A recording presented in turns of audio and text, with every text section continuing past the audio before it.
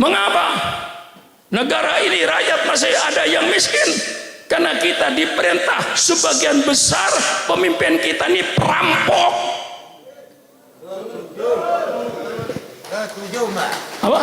Setuju. Lah iya, saya sampaikan apa adanya kok. Pemerintah mau nuntut, persilakan. Berapa banyaknya gubernur masuk penjara? Berapa banyaknya menteri yang masuk penjara? Berapa banyaknya anggota DPR yang masuk penjara? Berapa banyaknya pejabat-pejabat yang masuk penjara? Apa sebabnya? Ngerampok duit rakyat. Betul? Pemimpin yang baik juga banyak, cuman tidak kelihatan yang baik karena tidak masuk penjara. Dan ini saya jujur, pemimpin harus amanah, terpercaya, jangan berkhianat kepada rakyatnya. Saya mengharapkan pemerintahan Pak Prabowo ini, Pak Prabowo sebagai seorang yang amanah, kekayaan negara Pak Prabowo tolong dilaksanakan oleh negara. Kekayaan alam jangan diserahkan kepada investor-investor asing, sehingga yang menikmati kekayaan alam ini bukan bangsa Indonesia, yang menikmati batu bara, yang menikmati emas, yang menikmati nikel, yang menikmati timah dan lain-lainnya, bermacam-macam tambang. Siapa yang menikmati itu? Tolong kembalikan Pak Prabowo, dikelola oleh negara untuk kepentingan rakyat, agar rakyatnya tidak sengsara. Pemimpin yang amanah, mau presiden amanah, mau raja amanah, mau khalifah amanah, mau kayak Brunei apa kesultanan, sultan yang amanah. Yang penting isi negara. Yang kedua, yang penting sifatnya pemimpin negara. Mau presiden kek, mau raja kek, mau khalifah kek, mau apa kesultanan, persilakan. Yang pentingnya pemimpinnya jujur, amanah, tabligh, transparan. Pemimpinnya menyampaikan kebenaran, bukan menyampaikan kebohongan. Sampaikan apa adanya keadaan negara. Negara baik katakan baik, negara kurang baik katakan kurang baik. Jangan pemimpin bohong, pemimpin yang jujur. Ini politik Islam. Kemudian seorang pemimpin yang fatonah, artinya pemimpin yang cerdas. Rajanya cerdas, khalifahnya cerdas, presidennya cerdas, sultannya cerdas. Alangkah indahnya kalau pemimpin negaranya cerdas. Jangan mencari pemimpin negara yang plonga-plongo, pemimpin negara yang tidak ngerti persoalan bangsanya, tidak ngerti persoalan politik internasional. Ditanya apa yang terjadi Gaza, plonga-plongo. Mengerti politik luar negeri, mengerti politik dalam negeri, cerdas. Mengapa dalam Islam pemimpin harus cerdas? Karena pemimpin itu sifatnya harus menyelesaikan kesulitan rakyatnya. Rakyatnya sulit. Kalau pemimpinnya plonga-plongo, sampai hari kiamat rakyatnya tetap sengsara dan sulit. Gimana politik Islam ini? Saya bongkar politik Islam. Mengapa takut? Semuanya bicara baldatun thayyibatun wa rabbun ghafur. Pak wali kota bicara baldatun thayyibatun wa rabbun ghafur. Gubernur bicara baldatun thayyibatun wa rabbun ghafur. Presiden bicara baldatun wa rabbun ghafur. Hai orang-orang yang bicara baldatun thayyibatun, dari mana kau mendapatkan kalimat ini? Kalimat ini ada di Quran. Kalau kau berkata Quran tidak mengajar politik, itu menunjukkan Anda goblok terhadap Al-Quran. Al-Quran yang bicara baldatun thayyibatun wa rabbun ghafur. Ini saudara, dalam kepemimpinan Islam. Bentuk negara tidak penting. Yang penting isinya negara, dan yang penting sifatnya pemimpinnya. Betul-betul pemimpinnya amanah, terpercaya. Jangan sampai kita punya pemimpin pengkhianat. Maka mudah-mudahan presiden kita ini Pak Prabowo, mudah-mudahan Allah jadikan presiden yang sidik, presiden yang amanah, presiden yang tabligh, presiden yang cerdas. Kami berdiri di belakangnya. Selama Pak Prabowo pro rakyat, kami di belakangnya. Tidak usah khawatir, tidak usah takut. Ini saudara-saudara, saya sampaikan politik Islam ini supaya mereka mengerti tentang politik Islam ini. Bagaimana hukumnya mendirikan negara? Hukumnya mendirikan negara ijma ulama. Hukumnya mendirikan negara wajib kifayah. Kalau tidak ada yang mendirikan negara, dosa seluruhnya. Kita wajib mendirikan negara ini. Karena apa? Satu bangsa yang tidak ada pemimpinnya akan menjadi bangsa yang arogan, bangsa yang semau-maunya, yang kaya menindas yang miskin, yang kuat menindas yang lemah. Tidak ada hukum. Oleh sebab itu dalam Islam mendirikan negara hukumnya wajib. Ini ijma ulama. Nah, sekarang saya tegas ya, dan tidak usah curiga dengan saya. Pak Sukron berpidato itu tujuannya apa sih? Mau jadi anggota DPR sudah ketuaan, mau jadi wali kota sudah ketuaan, mau jadi gubernur sudah ketuaan, jadi presiden sudah ketuaan. Tahu ibu umur saya berapa, Bu? Nggak tahu. Saya kasih tahu. Umur saya 87 tahun Hijriah. 87 tahun. Saya menjadi mubaligh antar presiden mulai Bung Karno sampai sekarang. Dan tugas saya tidak pernah berubah. Kedudukan saya tidak pernah berubah. Tidak pernah jadi ini, tidak pernah jadi itu. Kedudukan saya mulai zaman Bung Karno sampai sekarang ini, kedudukan saya tetap di atas amar ma'ruf nahi mungkar. Cuman itu kewajiban saya di negara ini. Siapapun presidennya, amar ma'ruf nahi mungkar. Tidak peduli siapapun presidennya, tetap saya menegakkan amar ma'ruf nahi mungkar. Sampai detik ini kewajiban saya tidak berubah. Sejak zaman Bung Karno sampai sekarang, kewajiban saya tidak berubah. Hanya amar ma'ruf nahi mungkar. Ini hukumnya mendirikan negara wajib.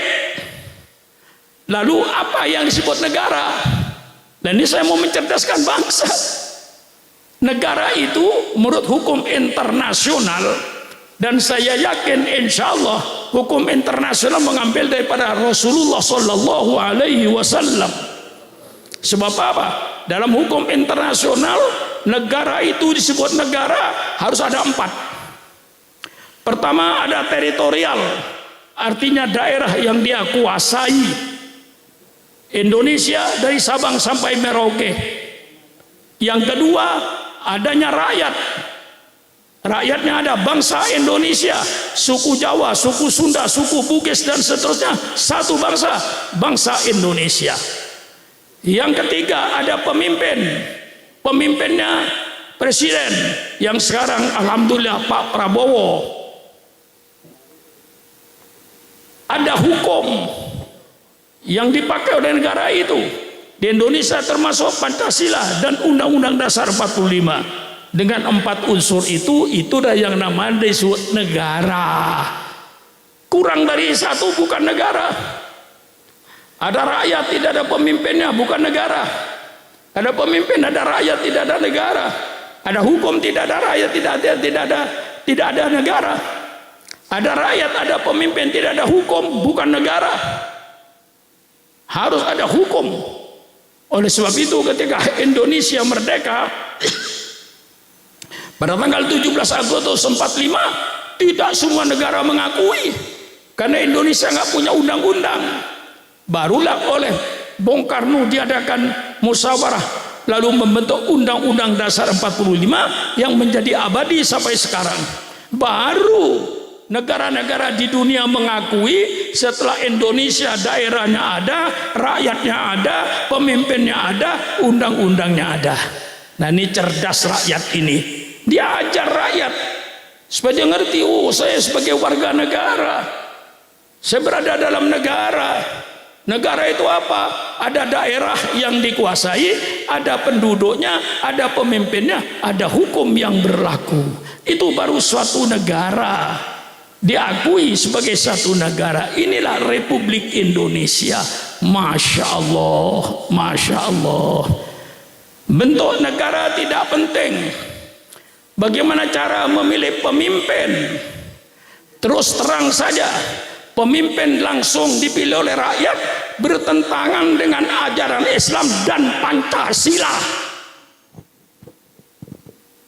Persilakan berdialog dengan Sukron Mamun, karena di dalam Pancasila itu Pak, kedaulatan rakyat yang dipimpin oleh hikmah kebijaksanaan dalam permusyawaratan perwakilan.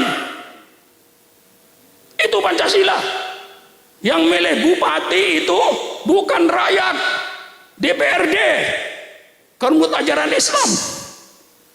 Rakyat ini Pak tidak tahu siapa yang layak jadi presiden.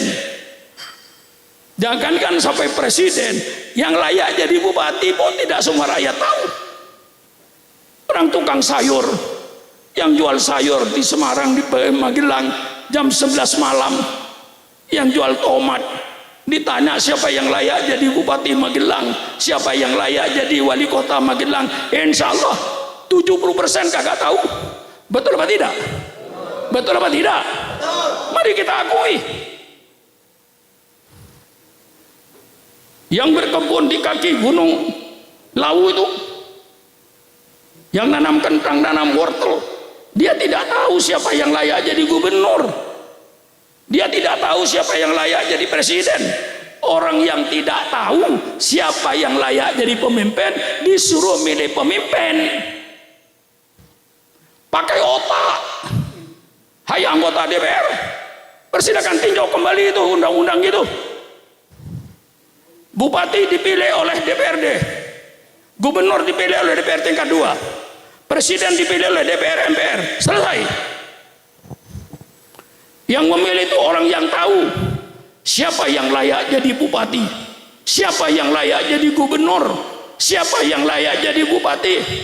Rakyat yang macul di sawah-sawah itu, dia tidak tahu siapa yang layak jadi bupati, siapa yang layak jadi gubernur. Mereka disuruh memilih. Akhirnya apa jawabannya? Ini pemilihan umum Pak. Iya, siapa yang Bapak pilih? Pokoknya yang ngasih duit saya pilih, yang ngasih sembako saya pilih. Hancur negara ini. Inilah hancurnya negara karena money politik. Dalam Islam dilarang money politik.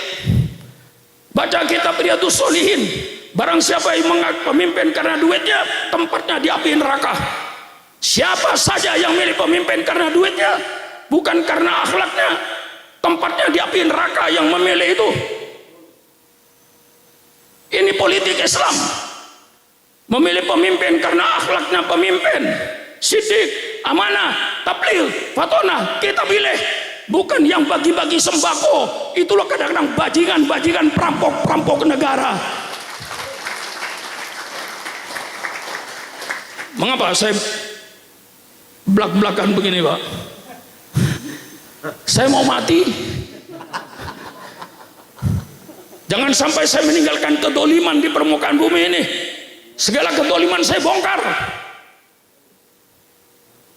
Ini sebabnya saya bertanggung jawab nanti di akhirat kalau saya tidak berkata secara jujur dan secara benar. Jangan memilih pemimpin karena duitnya, tempatnya di api neraka.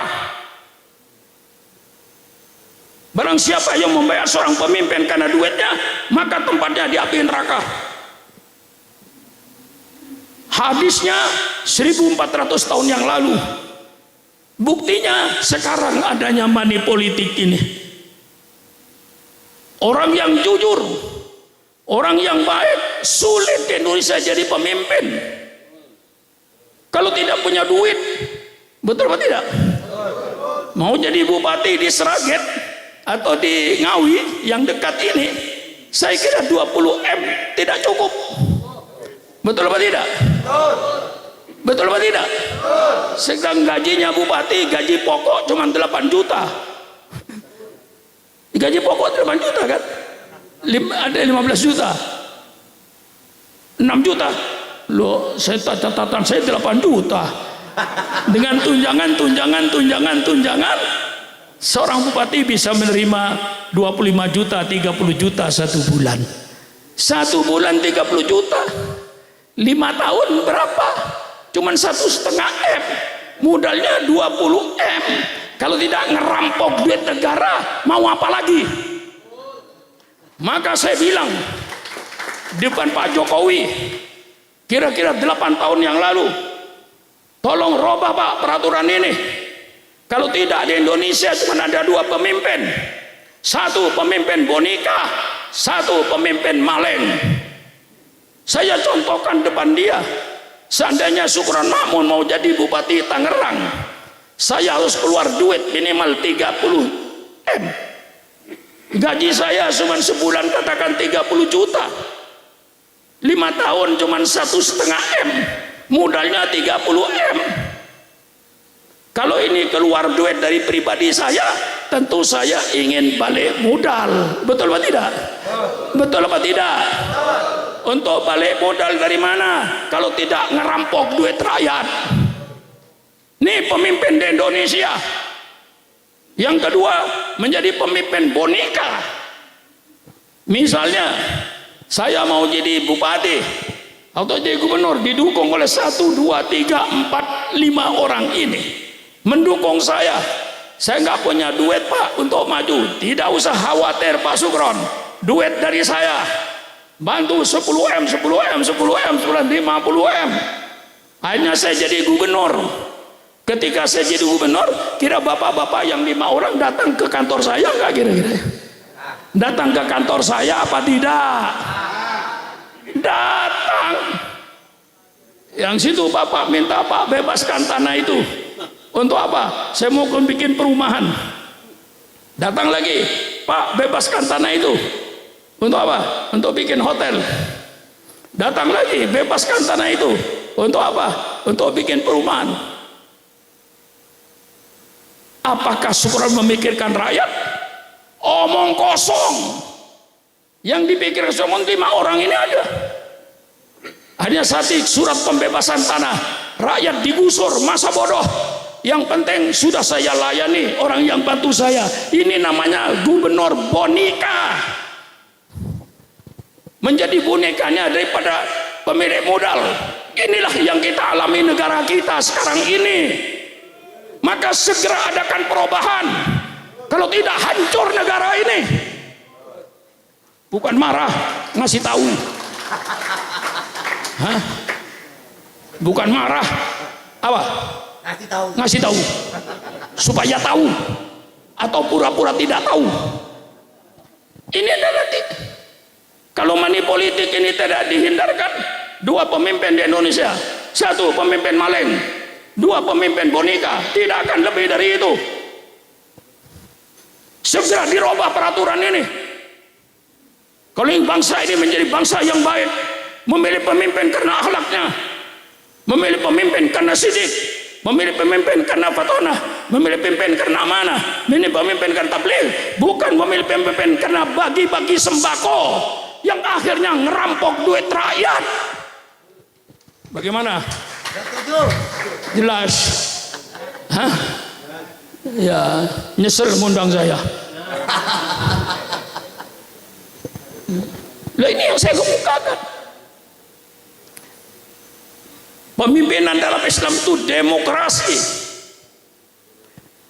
Sayyidina Abu Bakar dipilih secara demokrasi. Ketika Rasulullah wafat, vakum kepemimpinan. Rasulullah belum dikubur.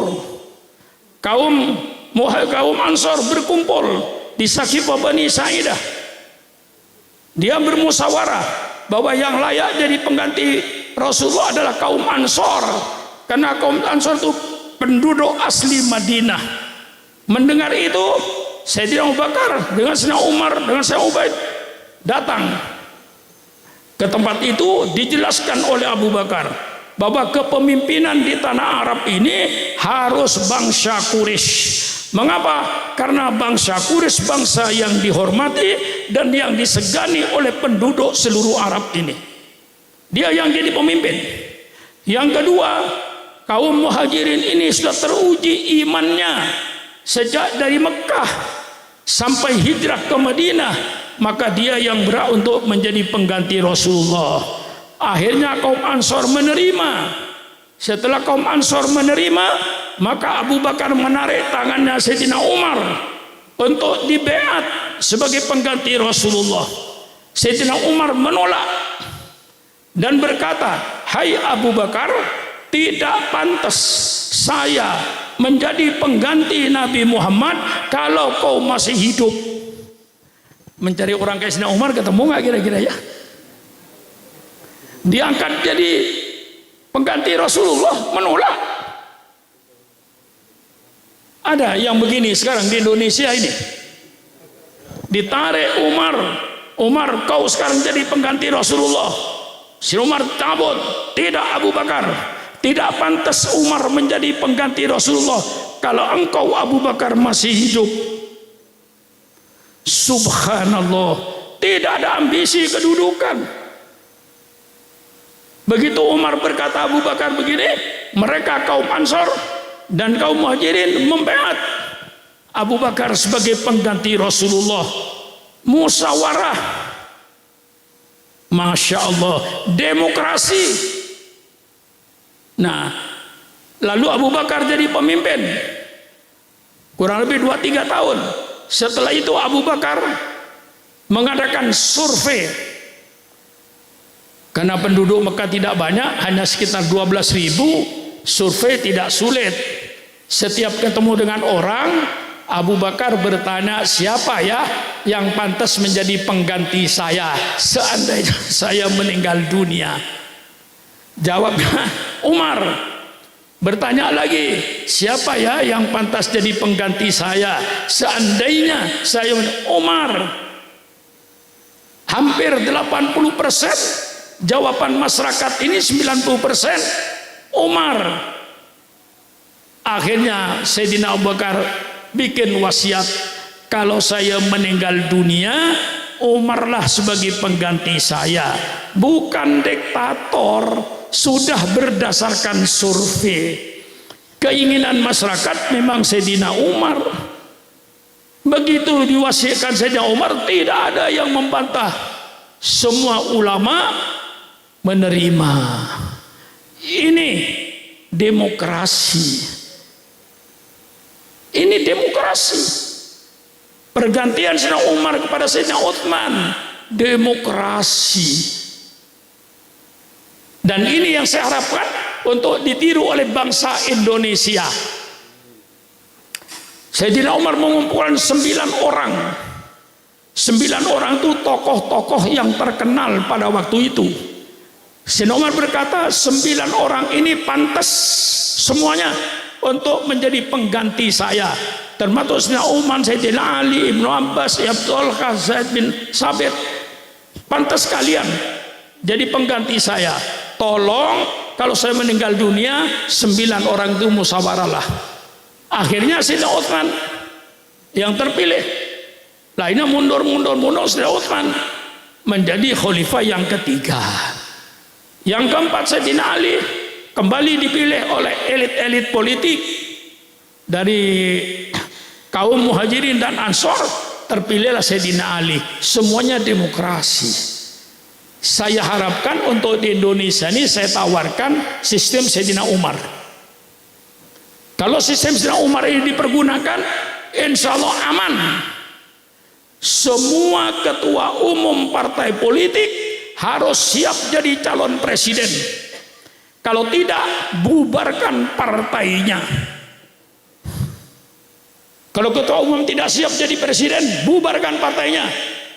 Jangan jadi partai makelar, jangan jadi partai calo. Maka saya katakan pada Pak Mahfud ini, sekarang ini Pak Mahfud di Indonesia ini yang ada partai konsultan jabatan politik. Benar? Konsultan jabatan politik. Siapa yang mau duduk di DPR, persilakan daftar, asal bayar. Sehingga wakil DPR itu wakil siapa? Bukan wakil partai, wakil pribadi. Bukan wakil partai. Siapa? Saudara mau jadi anggota DPR? Daftar sama ketua umum, biar saudara tidak anggota partai. Asal bayar. Negara dijadikan kayak begini. Maka ketua umum partai, kalau ada 9 ketua umum partai, semuanya siap jadi presiden. Jadi calon presiden tidak usah koalisi, tidak usah koalisi. Itu yang merusak. Koalisi sudah bertahun-tahun berkoalisi, hari hanya bubar. Ini terjadi di Indonesia, membingungkan rakyat. Nggak pakai koalisi. Semua partai politik, ketua umumnya yang duduk di DPR, misalkan jadi calon presiden, biar kursinya cuma 20, biar kursinya 30, pokoknya ada fraksi di DPR, presidennya siap jadi presiden. Ada 9 calon presiden dari ketua umum partai politik, dan ini ketua umum partai politik betul-betul orang demokrasi, dipilih oleh muktamar, bukan sembarangan. Mereka dipercaya oleh partainya. Maka semua ketua umum partai politik harus siap menjadi presiden. Tidak siap, bubarkan partainya supaya tidak jadi partai makelar. Bagaimana ngajinya malam ini? Jelas ngajinya? Cerdas. Supaya rakyat itu cerdas. Kapan rakyatnya mau cerdas kalau dibohongin melulu? Lalu pemilihan 1 putaran, suara terbanyak presiden, suara kedua wakil presiden, yang lain harus siap menjadi menteri koordinator. Tidak siap, bubarkan partainya. Jangan menjadi partai politik hanya menjadi calo, partai makelar. Bagaimana nih orang-orang politik depan saya ini? Hah? Iya, ini karena saya ngerti politik ini. Sudah tahunan saya main politik, bukan baru aja. Cuman sayang, inilah politisi yang tidak punya duit, nasibnya kayak Sukron Makmun. Kalau saya punya triliunan, barangkali saya sikat semua yang ada ini. Negara ini bukan kepentingan pribadi, negara. Jadi semua ketua umum calon presiden, suara pertama presiden, suara kedua wakil presiden, yang lain menteri koordinator. Menterinya cari yang profesional. Insya Allah negara sehat tanpa permainan duit. Ini di dalam Islam, ini politik Islam berdasarkan Al-Quran dan Sunnah Rasulullah Sallallahu Alaihi Wasallam. Nah, semua kita negara ini tujuannya, dalam Imam Ghazali ada 2. Satu, siasatud din wa siasatud dunya. Pertama, negara itu harus menjaga agama. Kalau agama dirusak, pemerintah harus hadir. Jangan pura-pura tidak tahu. Karena kuatnya agama akan menjadi kuatnya akhlak bangsanya. Hancurnya agama nanti akan hancurnya akhlak bangsanya. Betul apa tidak? Maka pemerintah harus hadir Kalau ada agama mau dipecah belah, agama mau dihancurkan, pemerintah harus hadir memperbaiki agama ini, kewajiban pemerintah. Alhamdulillah kita hidup dalam negara Republik Indonesia yang berdasarkan Pancasila, ketuhanan yang Maha Esa. Maka pemerintah Republik Indonesia wajib menjaga agama di negara Republik Indonesia ini untuk menjaga akhlak bangsanya. Ini saya sampaikan. Yang kedua, tujuan bernegara siasatu dunia, untuk mengatur dunianya supaya rakyatnya makan, supaya rakyatnya berpakaian, supaya rakyatnya punya rumah, supaya rakyatnya aman, tentram, baldatun thayyibatun wa rabbun ghafur. Ini tujuan kita bernegara. Kalau masih ada rakyat yang mati kelaparan, berarti pemerintah belum berhasil. Kalau masih ada rakyat yang rumahnya di kolong jembatan, berarti pemerintah belum berhasil. Kalau masih ada begal, ada perampok, orang merasa tidak aman hidupnya, berarti pemerintah belum berhasil mengatur keamanan. Kapan berhasilnya pemerintah? Menurut siasat dunia, rakyatnya kenyang, hidupnya aman, beribadat bebas, tidak ada ketakutan, baru pemerintah itu berhasil siasatu dunia. Ini tertulis dalam kitab Imam Ghazali. Nah, untuk menuju baldatun thayyibatun wa rabbun ghafur, ada 4 pilar yang harus dilalui oleh pemerintah, dan ini berlaku untuk semua negara, baik muslim maupun non muslim. Berlaku. Pertama, untuk menuju baldatun thayyibatun wa rabbun ghafur, wasyawirhum fil amri. Hai Muhammad, kau sebagai nabi, kau sebagai rasul, tapi kau wajib bermusyawarah dengan sahabat-sahabatmu.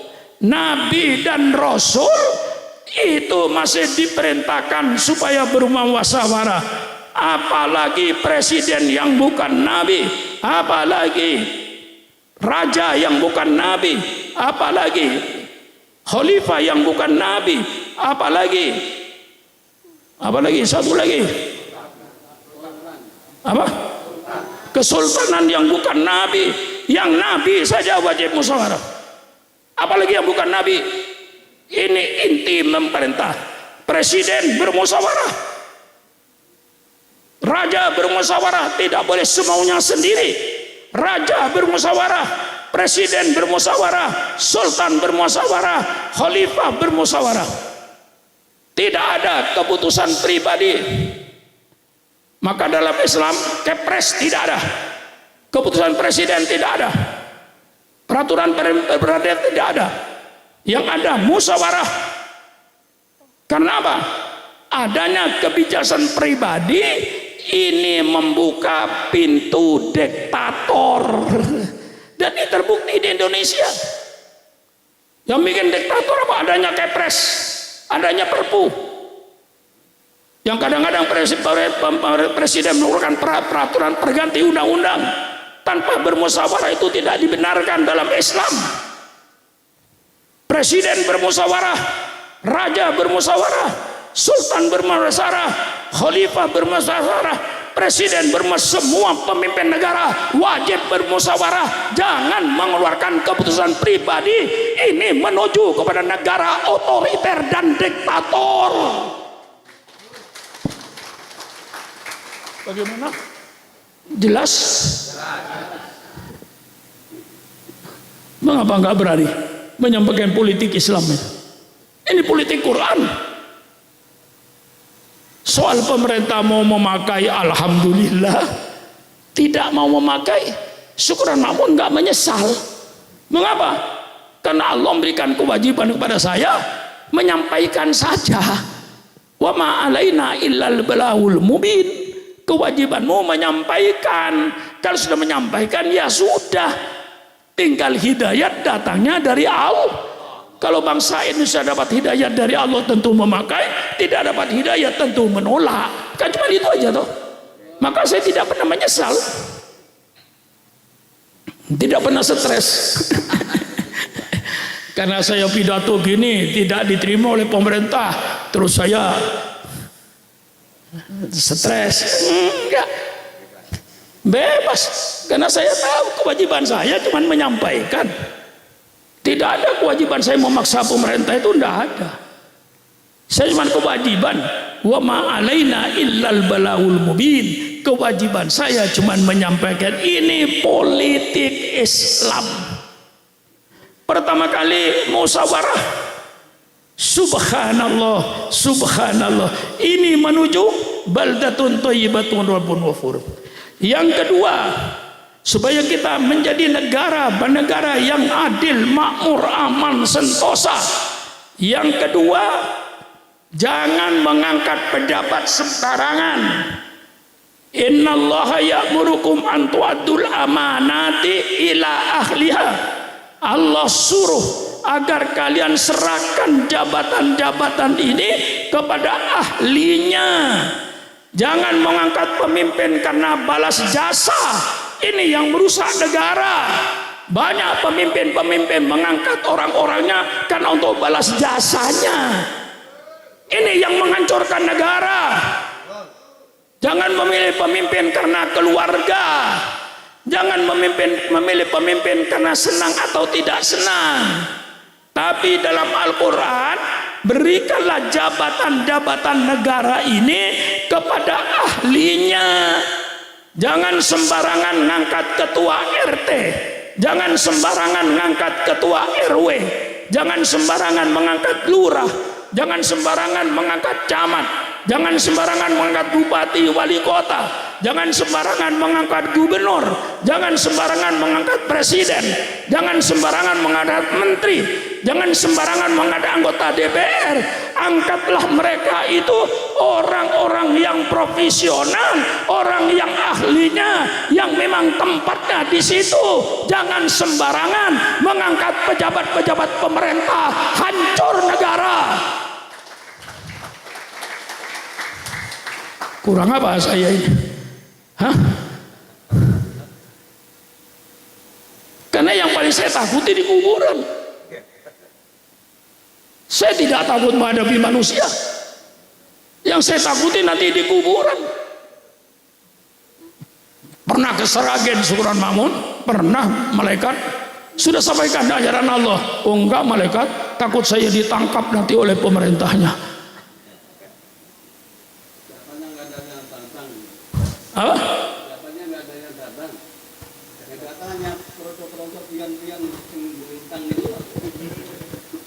Ya ini saudara-saudara, ini Quran, antu adul amanati ila ahliha, berikan kedudukan dan jabatan kepada ahlinya. Rasulullah dalam hadis politiknya jelas menyabdakan, idza du'iyatil amanatu fantadirisa. Apabila telah hilang kepercayaan, menteri curiga dengan menteri, pemerintah curiga dengan rakyat, rakyat curiga pemerintah, hancur negara ini. Idza du'iyatil amanatu fantadirisa. Apabila kepercayaan sudah hilang di tengah-tengah bangsa ini, tunggulah hancurnya bangsa ini. Kemudian Rasulullah ditanya, wa kaifa idaatuha ya Rasulullah, bagaimana hilangnya kepercayaan Rasulullah? Rasulullah menjawab dalam hadis politiknya, idza wusidal amru ila ghairi ahlihi fantadirus sa'ah. Apabila urusan ini diserahkan kepada orang yang bukan ahlinya, tunggulah hancurnya negara itu. Subhanallah, saya fanatik dengan Islam karena saya yakin tidak ada yang lebih indah politik daripada politik Islam. Ini politik paling indah untuk menuju baldatun thayyibatun wa rabbun ghafur. Yang ketiga, pilar yang ketiga untuk menuju baldatun thayyibatun wa rabbun ghafur, Al-Quran menulis, wa idza hakamtum bainan nas an tahkumu bil adli Ini yang sering saya sampaikan. Apabila kau menentukan hukum, tentukan hukum yang adil. Tentukan hukum yang adil. Jangan pandang bulu, jangan tebang pilih. Semua orang di depan hukum sama. Presiden bersalah, tangkap. Jenderal bersalah, tangkap. Siapapun yang bersalah depan hukum sama. Ini Rasulullah Sallallahu Alaihi Wasallam yang meletakkan semua hukum sama. Sering saya pidatokan ketika seorang wanita dari golongan Al-Mahzumiyah nyolong, tokoh-tokoh Quraisy semuanya gelisah. Masa anak-anaknya orang gede mau dipotong tangannya? Diutuslah Usama bin Zaid supaya menghadap Rasulullah. Barangkali ada hukuman selain potong tangan. Usama datang menghadap Rasulullah, bahwa yang nyolongin Rasulullah dari golongan Al-Mahzumiyah, golongan bangsawan yang mereka berjasa pada negara ini. Apakah ada hukuman selain potong tangan? Rasulullah berdiri dengan muka merah. Ya Usama, qad halaka man kana qablakum. Sudah hancur negara-negara sebelum kamu dahulu. Sudah hancur bangsa-bangsa sebelum kamu dahulu. Mengapa bangsa itu hancur? Mengapa negara itu hancur? Idza saraka fihim as-sarifu, bukan Kaisarif. Nanti mendengar Kaisarif disebut wasurat. Idza saraka fihim as-sarifu tarakuhu. Kalau yang nyolong orang gede, orang terhormat, kayak Kaisarif. Ya, kalau yang nyolong orang gede, orang besar, mereka biarkan, bahkan dilindungi, kadang-kadang disimpan di rumahnya, kadang-kadang disembunyikan di hotel-hotel supaya polisi tidak nangkap. Ini kalau orang gede yang nyolong. Zaman dulu, zaman sekarang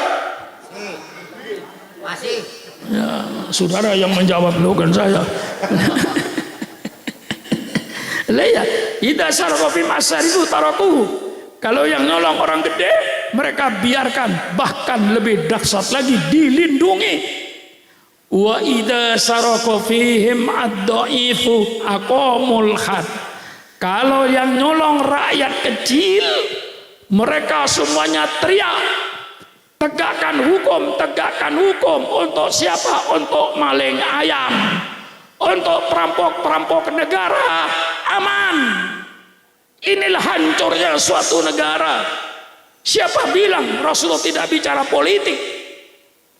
Hanya orang-orang goblok yang bicara Quran, tidak bicara politik. Hanya orang yang goblok yang bicara bahwa Rasulullah tidak bicara politik. Rasulullah bicara politik. Ini buktinya. Apa kata Rasulullah? Lau anna Fatimah binta Muhammadin sarqat laqatatu yada. Seandainya Fatimah, siapa Fatimah itu? Anaknya Rasulullah. Lau anna Fatimah binta Muhammadin sarqat laqatatu yada. Kalau seandainya Fatimah, anak kandung saya, nyolong, pasti saya potong tangannya. Disinilah bahwa yang meletakkan masukan hukum bukan profesor-profesor ahli hukum dari Amerika, bukan profesor-profesor ahli hukum dari Eropa, bukan profesor-profesor ahli hukum dari Asia, tapi yang meletakkan manusia depan hukum sama Rasulullah Sallallahu Alaihi Wasallam. Manusia depan hukum sama. Ini kalau ingin negara menjadi negara yang adil dan makmur. Pilar yang keempat menurut Al-Quran, bukan sukron makmun. Menurut Al-Quran, pilar yang keempat menuju baldatun thayyibatun wa rabbun ghafur, negara yang adil, makmur, aman, sentosa. Yang keempat apa? Alladzina Wah, bukan tidak hafal Kiai, macet. Ayatnya kebanyakan di otak saya, jadi mau keluar tuh macet Pak Wali Kota. Astagfirullahaladzim. Selesai. Pilar yang keempat, nah hadir. Alladzina immakannahum fil ardi aqamus shalah wa atuz zakah wa amaru bil ma'ruf wa nahu anil munkar. Semua orang yang dikasih tempat oleh Allah, dikasih kursi oleh Allah, dikasih jabatan oleh Allah, hendaknya tegakkan sholat, keluarkan zakat, amar ma'ruf nahi mungkar. Dari ketua RT-nya, ketua RT amar ma'ruf nahi mungkar, ketua RW amar ma'ruf nahi mungkar, kepala desa, lurah amar ma'ruf nahi mungkar, camatnya amar ma'ruf nahi mungkar, wali kota dan bupati amar ma'ruf nahi mungkar, gubernur amar ma'ruf nahi mungkar, presiden amar ma'ruf nahi mungkar, menteri, anggota DPR, semua pejabat-pejabat pemerintah amar ma'ruf nahi mungkar. Barulah negara ini mencapai baldatun thayyibatun wa rabbun ghafur. Bagaimana akan terjadi baldatun thayyibatun wa rabbun ghafur kalau di antara pejabat pemerintahnya ikut menjual narkoba? Bagaimana akan terjadi baldatun thayyibatun wa rabbun ghafur kalau di antara pejabat pemerintahnya membekingin penjudian, membekingin pelacuran, membekingin minuman keras? Hancurlah negara ini kalau pejabat-pejabatnya ikut dalam soal maksiat ini. Nah, ini menuju baldatun thayyibatun. Lengkap Al-Quran. Sumber kekayaan negara, kalau menurut Al-Quran, pertama kali sumber kekayaan alam. Saya ketika pernah saya melintas jejaknya Nabi Musa dari Mesir ke Palestina, ke Yordan. Nah, dalam perjalanan itu padang pasir, hanya batu dengan pasir, tapi rakyatnya hidup makmur. Saya berpikir, ya Allah, seandainya saya hidup di sini lalu saya mau berbuat apa? Mau nanam cabai tidak bisa, mau nanam singkong tidak bisa, padang pasir tidak ada air. Tapi rupanya Allah yang Maha Agung telah mempersiapkan segalanya untuk kebutuhan hidupnya. Yang di padang pasir dikasih oleh Allah di bawahnya minyak yang luar biasa, yang bisa menjamin kebutuhan dunia, sehingga orang-orang padang pasir kaya-kaya berpacu sekarang berlomba-lomba membuat bangunan-bangunan yang menjadi tanda-tanda kiamat. Tanda-tanda kiamat itu kata Rasulullah, nanti kalau orang padang pasir yang dulunya pengembala kambing, kakinya tidak pernah pakai sandal, tidak pernah pakai sepatu, nanti di akhir zaman mereka akan berlomba-lomba membuat pembangunan gedung-gedung yang menjulang tinggi sampai ke langit. Itu tanda-tanda kiamat dalam hadis Bukhari. Tanda-tanda kiamat lagi, Bu, nanti kalau padang pasir sudah menjadi hijau. Sekarang, Bu, sudah mulai terjadi banjir di tengah-tengah padang pasir. Sekarang kita berjalan dari Mekah ke Madinah, gunung-gunung sudah mulai berwarna hijau rumputnya. Di kota-kota semuanya, di padang Arafah sudah tumbuh pohon-pohonan yang gede-gede. Ini semua tanda-tanda kiamat, Bu. Nanti kalau teknologi ini sudah sampai puncaknya, Bu, sudah mentok teknologi ini, insya Allah kiamat terjadi. Ini belum mentok, Bu. Ya. Kalau sudah mentok nanti teknologi ini, karena sesuatu kalau sudah sempurna, tinggal menuju kurangnya. Jadi kalau sudah sempurna, contoh, Bu, perempuan itu kalau sudah berhias, mukanya sudah berhias cantik, tandanya mau pergi. Kalau tidak pergi, nggak ada wanita itu make upan itu. Kalau sudah mau pergi, sudahlah semuanya dihabisin.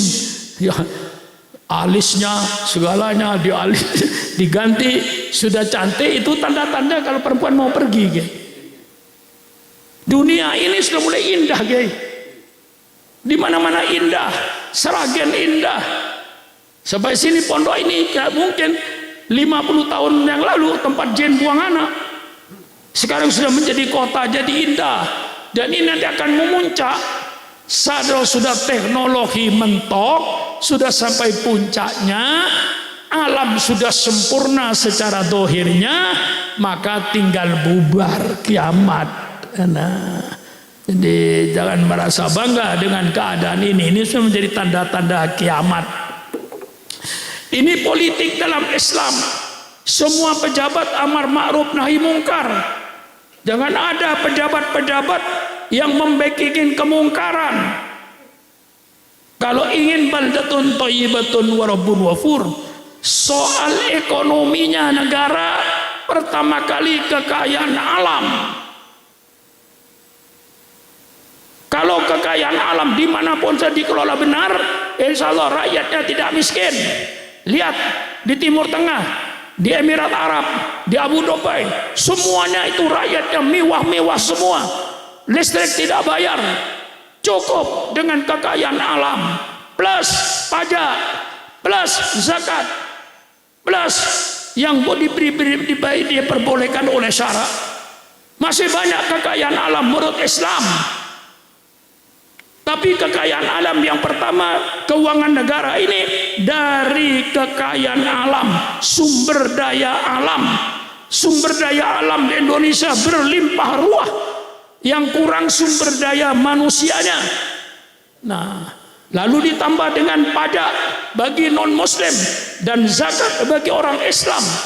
Kalau orang Islam di Indonesia 2,5% zakatnya dikeluarkan, subhanallah, berapa triliun? Cukup biaya negara dan mengambil dana yang dibenarkan oleh syariat Islam. Ini sumber-sumber ekonomi negara menurut politik Islam. Nah, terakhir, ya lama saya pidato. Sebenarnya saya ini tertariknya saya sekarang datang ini yang undang Kiai Said, ya sudah paham. Rangka apa ini? Rangka bersyukur. Bersyukur apa? Bikin jalan. Saya pikir bingung saya. Mulai zaman Nabi Adam tidak ada kiai bikin jalan. Jalan itu kewajiban PU. Berapa meter katanya? Berapa kilo? Ya kurang lebih barangkali 12 Pak Kiai. Kalau enggak 8 sekitar itu, kata dia. Saya pikir gimana Kiai ini? Kok enggak dikasih saya aja duitnya? Berapa miliar tuh bikin jalan itu? Kalau dikasih saya, oh bisa bikin bangunan tingkat 5 saya. Aneh. Buka-buka kitab saya. Mana Kiai ini kata saya. Duit miliaran bikin jalan. Oh iya. Di Quran itu ada 2 kata-kata wa amila amalan solihat. Ada yang bersifat nakiroh, ada yang bersifat ma'rifah. Wa amilus solihat itu ma'rifah. Kalau yang ma'rifah itu jelas, sholat, zakat, haji, apalagi puasa, sholat, zakat, haji, itu jelas as-solihat. Kalau amalan solihan itu umum, perbuatan yang mengandung maslahat, yang mengandung maslahat, maslahat umat, maslahat bangsa, maslahat rakyat. Nah, rupanya Kiai Syarif itu miring kepada amalan solihan. Kenapa? Bangun masjid sudah, bangun pesantren sudah. Nah, tinggal amalan solihan, perbuatan apa untuk rakyat? Perbuatan apa yang membawa maslahat untuk rakyat? Nyatanya buat jalan. Saya buka-buka hadis tentang jalan. Jadi saya alim karena kayak Sarip ini. Saya buka-buka. Setelah saya buka-buka, banyak hadis dari Abi Dzarrin, anin Nabi sallallahu alaihi wasallam qol, ra'aitu rajulan yataqallabu fil jannah bisajarin qata'aha min dhahri tariq kanat tu'li al muslimin. Rasulullah bersabda, saya melihat orang bergelimang di surga. Mengapa dia bergelimang di surga? Karena sebuah pohon yang dia potong di tengah jalan karena mengganggu orang lewat. Dan dijelaskan kayu itu berduri. Kayu berduri, dahannya condong ke tengah jalan, dipotong oleh orang tadi supaya orang yang lewat tidak terganggu. Itulah dia lalu bergelimang di surga.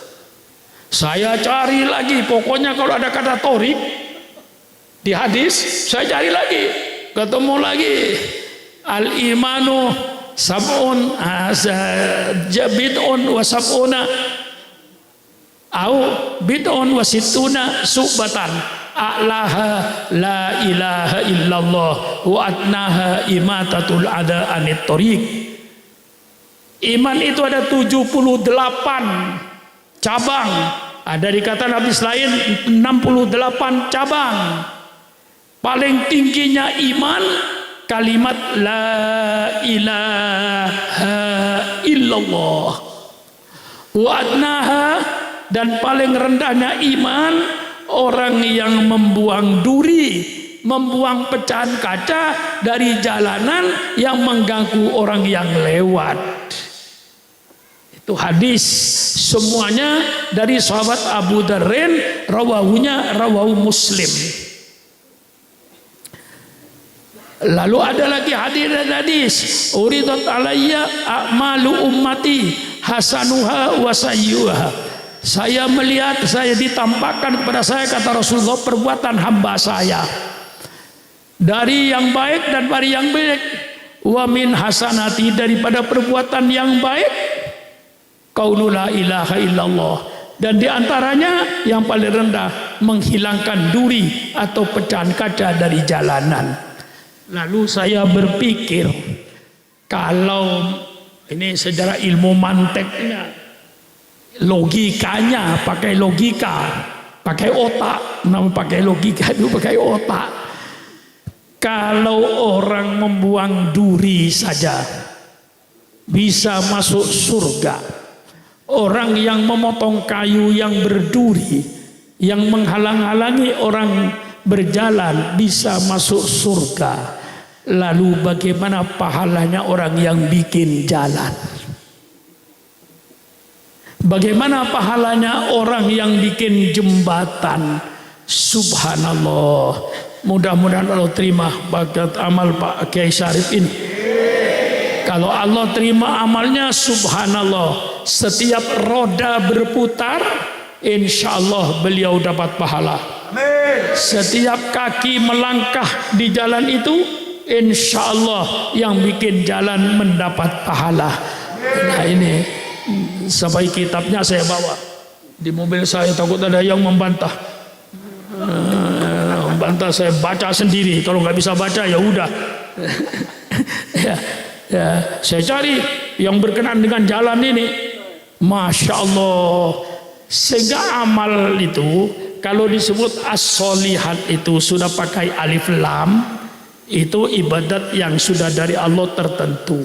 Kalau dibikin ismun nakiroh, amalan solihan itu ismun nakiroh namanya, itu umum, segala yang mengandung maslahat. Nah kita ini, pikiran kita terfokus seolah-olah amal jariah itu cuman masjid, amal jariah cuman madrasah. Padahal jalan termasuk amal jariah, jembatan termasuk amal jariah. Pahalanya berapa? Pahalanya setiap orang yang melintas itu, subhanallah, subhanallah. Mudah-mudahan termasuk orang yang cerdas sampean itu. Karena orang yang cerdas ini ada hadisnya lagi. Kata Rasulullah, orang cerdas itu al-kayyisu. Artinya orang yang bijaksana, orang yang cerdas. Siapa itu? Mandana nafsahu, orang yang sudah menggadaikan dirinya kepada Allah. Wa amila lima ba'dal maut. Ini garis bawah ini, coret merah. Wa amila lima ba'dal maut, orang yang berbuat untuk nanti setelah mati. Kayak Syarif bikin jembatan dan bikin jalan bukan untuk sekarang, ya untuk nanti setelah beliau mati. Mudah-mudahan panjang umur ya. Mudah-mudahan panjang umur. Jadi kalau beliau nanti meninggal dunia, jembatan itu dengan jalan itu yang orang tiap lewat, berapa pahalanya? Kalau tidak, orang harus muter sekian kilometer. Dengan dipotong, dia bisa memotong jalan misalnya kurang 15 kilometer. Berapa pahalanya? Berapa pahalanya orang yang lewat jembatan itu? Lah ini tidak terpikir oleh sebagian kita, termasuk saya. Nah, itu namanya al-kayyisu, orang yang berotak. Jadi kalau saudaranya berbuat untuk di dunia saja, itu berarti nggak ada otaknya. Ini keras ini perkataan ini, kasar-kasar perkataan saya nih guys.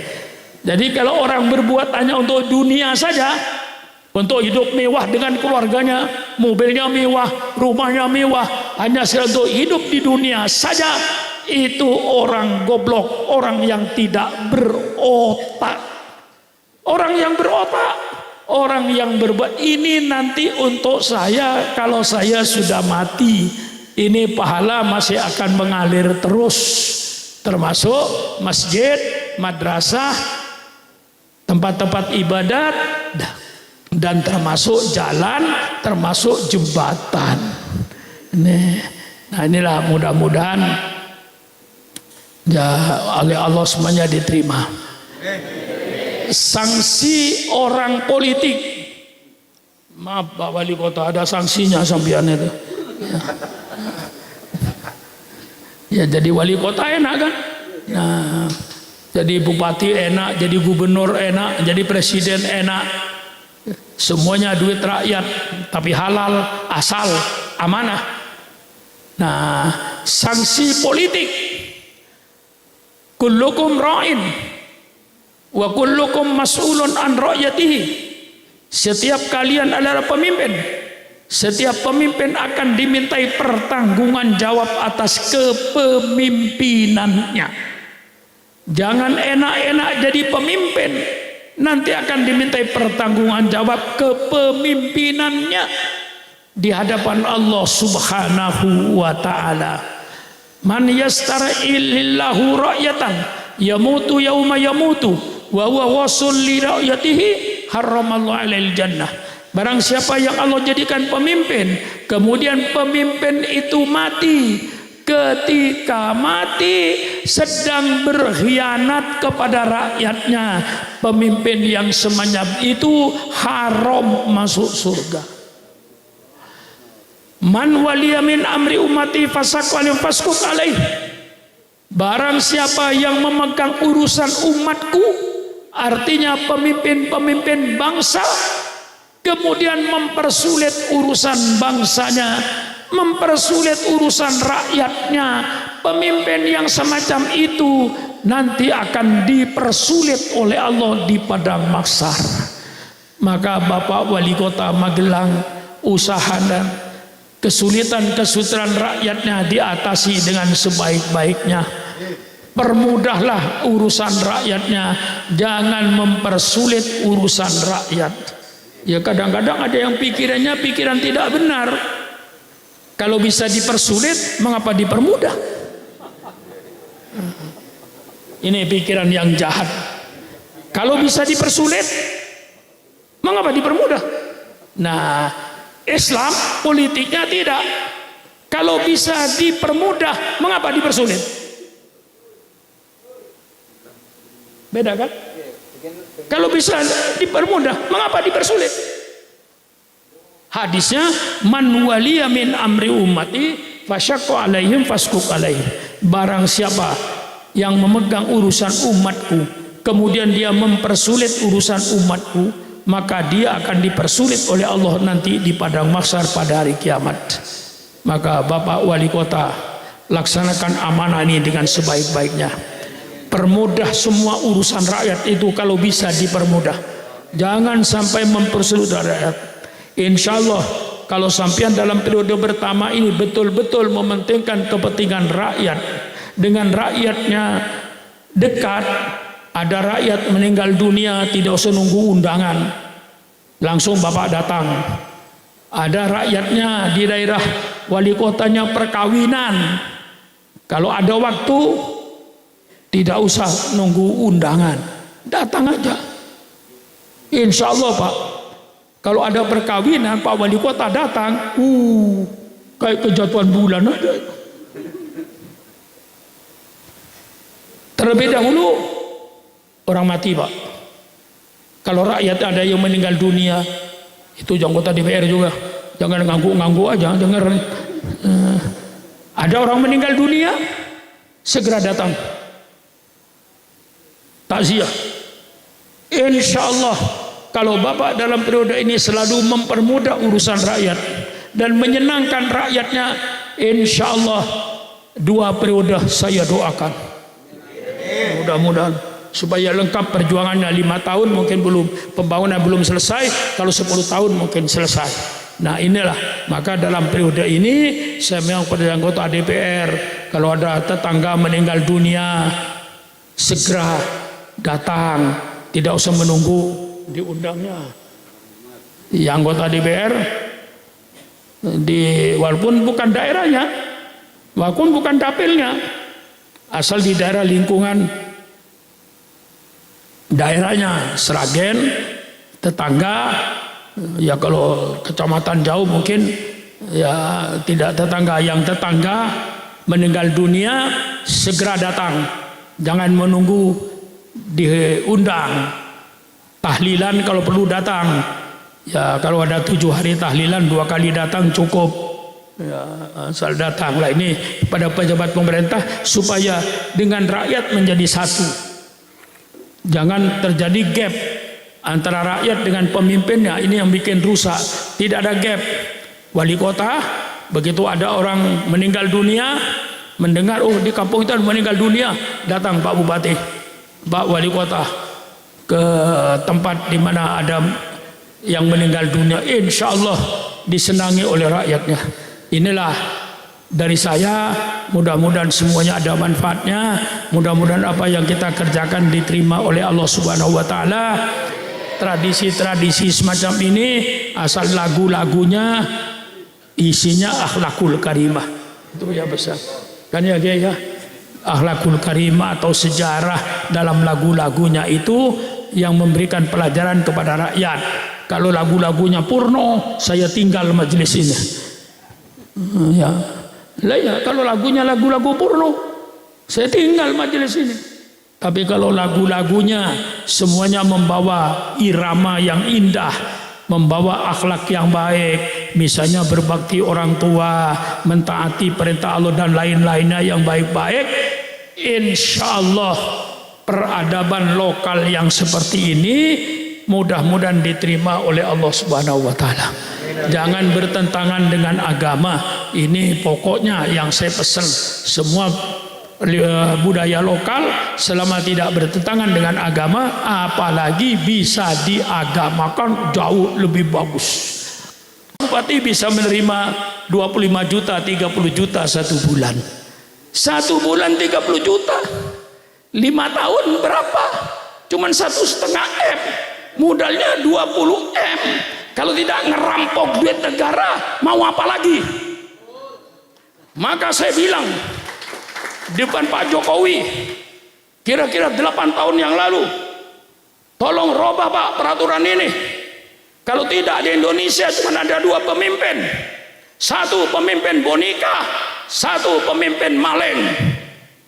Saya contohkan depan dia, seandainya Syukron Makmun mau jadi Bupati Tangerang, saya harus keluar duit minimal 30 M. Gaji saya cuma sebulan katakan 30 juta. 5 tahun cuma 1,5 M. Modalnya 30 M. Kalau ini keluar duit dari pribadi saya, tentu saya ingin balik modal. Betul apa tidak? Betul apa tidak? Untuk balik modal dari mana? Kalau tidak ngerampok duit rakyat. Ini pemimpin di Indonesia. Yang kedua, menjadi pemimpin boni. Huwallazi arsala rasulahu bil huda wa dinil haq liyudhhirahu 'alad dini kullih. Dialah Allah yang mengutus utusannya dengan petunjuk dan agama yang benar, agar petunjuk dan agama yang benar diperlihatkan. Liyudhhirahu, diperlihatkan, ditunjukkan, diproklamirkan kepada bangsanya, supaya dia bisa membedakan mana yang baik, mana yang tidak. Ini petunjuk Allah, ini agama Allah. Perlihatkan peradaban ini. Ini kewajiban daripada para ulama ini. Peradaban dalam berumah tangga, insya Allah barangkali sudah banyak diuraikan. Peradaban di bidang ekonomi, supaya rezeki yang lewat tenggorokan kita ini semuanya rezeki yang halal. Kemudian peradaban dalam pergaulan secara internasional, pergaulan antar bangsa yang berbeda-beda bangsa, berbeda-beda suku, berbeda-beda agama. Bagaimana Islam mengatur peradaban yang seperti ini? Islam hadir mengatur peradaban pergaulan secara internasional. Nah, yang akan saya bawakan sekarang ini, karena kiai-kiai jarang berbicara, peradaban di bidang politik. Saya mau mencerdaskan bangsa Indonesia. Ini kewajiban para ulama, mencerdaskan. Setelah Rasulullah pindah ke Madinah, dengan berjalannya waktu, kemudian Rasulullah mendirikan satu negara, namanya negara Madinah. Tidak menyebut kerajaan Madinah, tidak menyebut Republik Madinah, tidak menyebut Kesultanan Madinah, tidak menyebut Khilafah Madinah. Tanpa menyebut nama dan bentuk negara, hanya satu negara Madinah. Ini di dalam politik Islam. Jadi Islam itu dalam politik bernegara tidak penting bentuk negara. Mau bentuk kerajaan sesuai dengan Al-Quran. Allahumma malikal mulki tu'til mulka man tasha wa tanzi'ul mulka mimman tasha. Ini ayat bentuk kerajaan. Mau berbentuk khilafah, persilakan. Ayatnya, ya Daud inna ja'alnaka khalifatan fil ardi. Ini Nabi Daud dijadikan khalifah, pemimpin negara. Mau berbentuk kesultanan, persilakan. Waj'alni min ladunka sultanan nasira. Persilakan. Jadi dalam Islam bentuk negara itu tidak penting. Bentuk republik persilakan, kayak Indonesia. Wa amruhum sura bainahum. Pemerintahan oleh rakyat, persilakan. Bentuk negara tidak penting. Yang penting bukan bentuknya negara dalam politik Al-Quran ini. Yang penting dalam Al-Quran bukan bentuk negara, tapi isinya yang penting. Gelas tidak penting bentuknya. Mau gelas bentuk panjang persilakan, bentuk bulat persilakan, bentuk bola persilakan, cangkir persilakan, mau berbentuk apapun saja. Cangkir kayak bola persilakan, cangkir bentuk segi empat persilakan, cangkir bentuk bulat persilakan, bentuk cangkir tidak penting, bentuk gelas tidak penting, yang penting isinya gelas. Inilah politik Islam. Saya sampaikan kepada bangsa Indonesia, bangsa Indonesia mau makai persilakan, tidak mau makai persilakan. Wa ma'alaina illal balaul mubin. Kewajiban syukuran makmun cuma menyampaikan bahwa dalam Islam bentuk negara tidak penting. Mau bentuk kerajaan kayak Saudi Arabia sesuai dengan Islam, mau bentuk kesultanan kayak Brunei Malaysia sesuai dengan Islam, mau bentuk khilafah kayak zaman Khulafaur Rasyidin persilakan, mau bentuk republik kayak Indonesia dipimpin seorang presiden persilakan.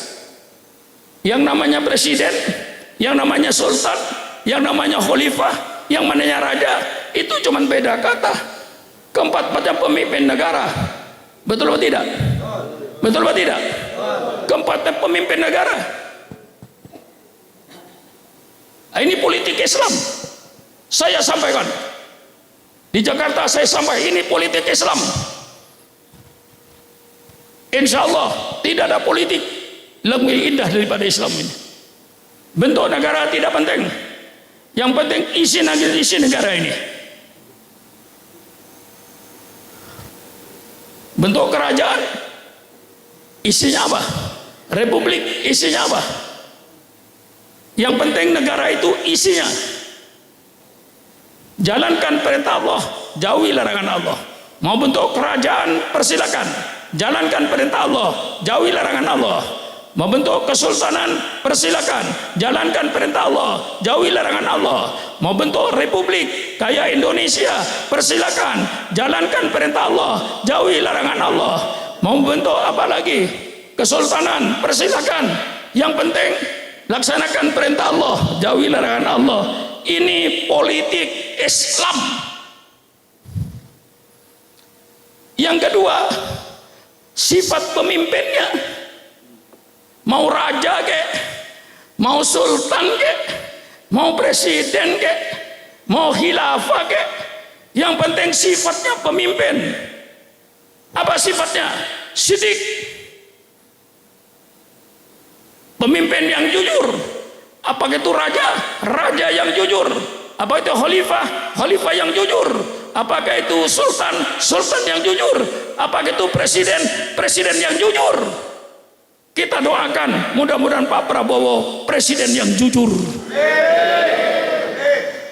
Ini sifat pemimpin. Mau raja kek, mau khalifah kek, mau sultan kek, masa bodoh.